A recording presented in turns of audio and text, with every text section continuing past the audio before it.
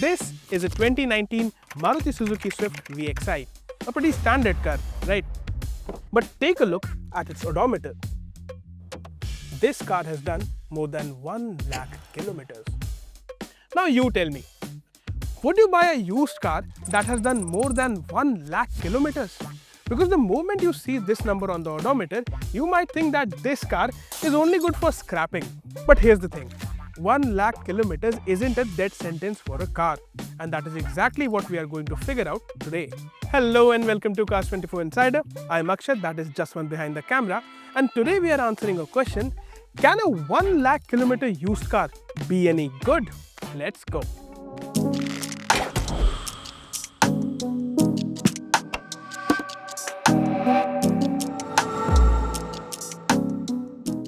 The very first thing that you need to know that this number on the odometer is just one piece of information. A car doing 1 lakh kilometers over 7 to 8 years versus a car doing 1 lakh kilometers in say 3 years have experienced very different lives. One car could have spent its entire life doing highway runs. Another car could have spent those same 1 lakh kilometers crawling through bumper to bumper traffic. So before we even start driving this car, we would want to know how did it reach that 1 lakh kilometers?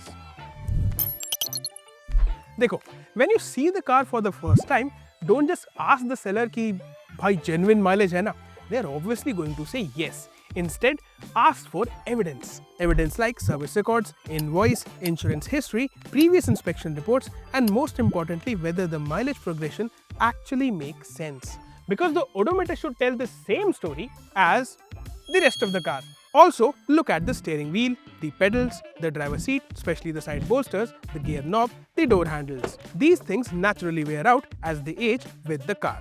Now, I'm not saying that a car with worn out interiors automatically indicates that the odometer has been tampered with, but if a car that has supposedly run 60,000 kilometers and the interior looks like it has survived a small war, you would want to investigate further. And here's the interesting bit.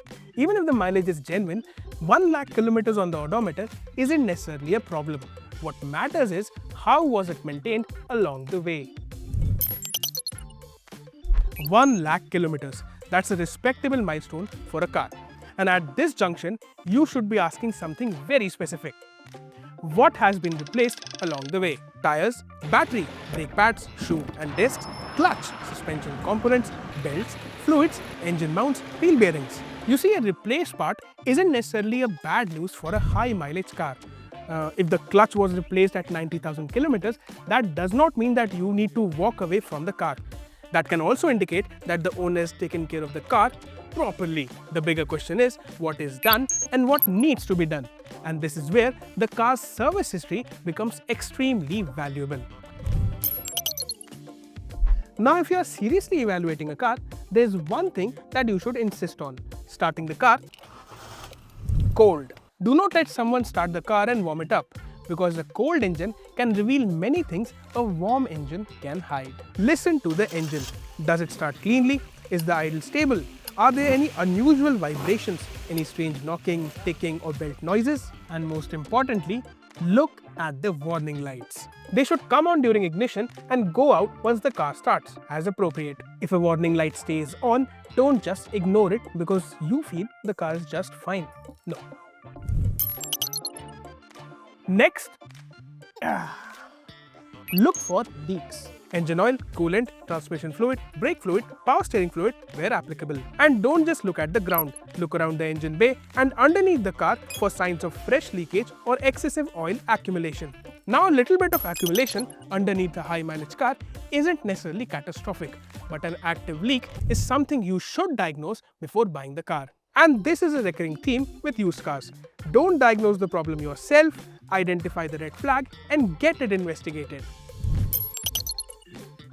Now, once the car is up and running, go ahead, take it for a test drive. And don't just drive around the block. You want to experience different situations. Start with the suspension, go over some rough roads and listen. Listen for any abnormal noises. Clunks, knocks or excessive bouncing can indicate worn suspension components. Then pay attention to the steering. Does the car pull to one side? Is there excessive play? Any strange noises? And then test the brakes. Does the car brake in a straight line? Does the pedal feel consistent? Any vibrations through the steering wheel? And don't forget the tires. Look at the tread depth, look at uneven wear, and check the age of the tire. Because 4 tires that are about to be replaced can turn a seemingly good deal into a considerably more expensive one. Now, if the car in question is a manual, then the clutch deserves a special attention. Does the clutch engage smoothly? Is the bite point unusually high? Does it judder? Do the gears engage properly? Now here's a simple test that you can do to test clutch slip. Get into a reasonably higher gear and accelerate.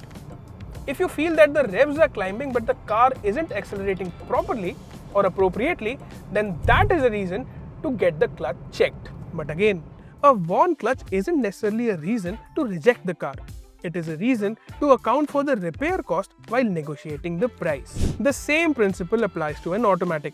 Pay attention to delayed engagement, jerky shifts, slipping, unusual noises or warning lights, and remember, not all automatic gearboxes are built the same. A 1 lakh diesel car with a conventional gearbox has a very different mechanical risk profile from a turbo petrol with a dual clutch gearbox.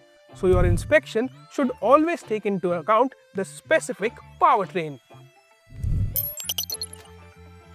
Now here's something people are surprisingly lazy about: testing the electronics. AC, infotainment, speakers, power windows, central locking, ORVMs, reverse camera, parking sensors, steering controls, all the lights, wipers, rear defogger, and don't just turn on the AC and say, "Mast thanda kar raha hai."